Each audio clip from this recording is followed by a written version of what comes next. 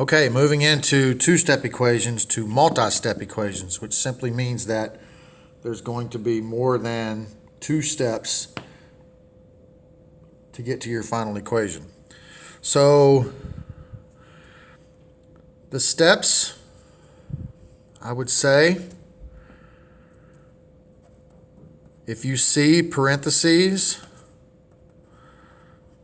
then you're going to need to know how to use the distributive property. If you see like terms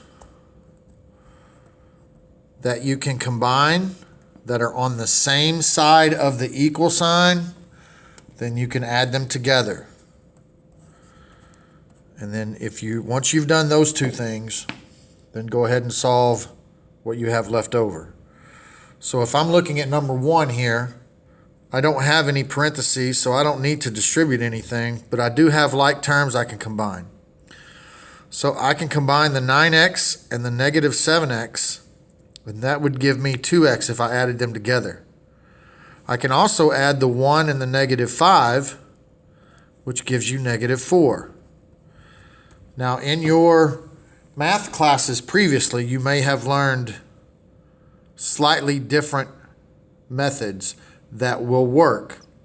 This is the way that I'm teaching it. I'm not going to be strict about if you've learned a different method. However, I just want to make sure that we're all arriving at the correct answer eventually. So I'm going to combine these, and then I'm going to combine these. And I can do that because they're on the same side of the equal sign, not opposite sides. Now that I have this condensed down, I've got a two-step equation. So I'm going to add 4, undoing that subtraction. Now divide by 2, and I get x equals negative 8. If I look at number 2, I'm going to have to distribute to get rid of those parentheses. So it's negative 7 gets distributed to both of those. This is why it was so important to learn how to do the distributive property.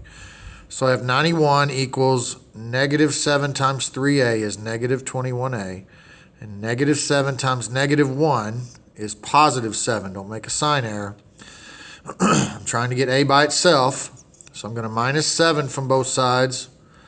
And this is going to give me 84 equals negative 21a. And when I divide by negative 21, because I'm trying to get a by itself, negative 84 divided by negative 21 is negative 4. And these cancel out, so I get a by itself. On this one, looks like I may have to do a little bit of everything. First, I'm going to distribute the negative 5 to both of these numbers. We've worked on simplifying expressions like that. This guy's not part of the distribution, so I'm just going to bring him down. Negative 5 times 3m is negative 15m, and negative 5 times 10 is negative 50. Again, don't make a sign error. So I've distributed. Now I need to see if there's any like terms I can put together. And there is. When I combine those, I get negative 11m minus 50 equals 126. Now I got to solve it. Working to get m by itself, I'm going to add 50 to both sides. I get negative 11m equals 176. And I need to divide both sides by negative 11. So 176 divided by negative 11. So I'm going to divide both sides by negative 11. And I get negative 16. One more. This one looks like I'm going to have to distribute twice, and this is a tricky one. Here's that minus sign in front of a parentheses. So you're going to see that over and over again. You have to remember that you're distributing a negative 1 here. So distribute to get rid of this parentheses. Negative 3 times k is negative 3k. And negative 3 times negative 8 is positive 24. Now here, I can't just drop the parentheses. I have to distribute this negative 1. Negative 1 times k is negative 1k. And negative 1 times positive 5 is negative 5. And now I've distributed. And now I need to look to see if there's like terms I can combine. I can combine these guys because they're both K's. And if I add those, I get negative 4K. I can also combine the 24 and the negative 5 and get positive 19.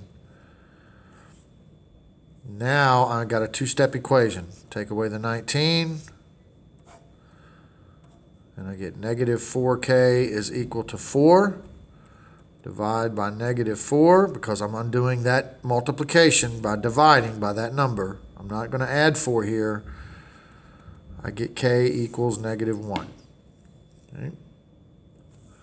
Okay. Let's see if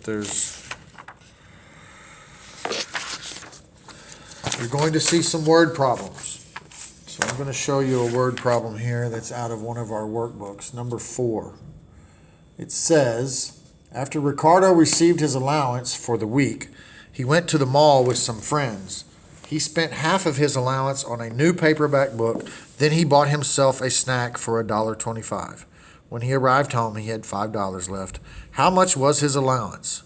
When you see a word problem, look for the question, because this is what you're trying to answer. How much was his allowance? We don't know. And remember, when you have a number that you don't know the value of it, in its place, you put a variable.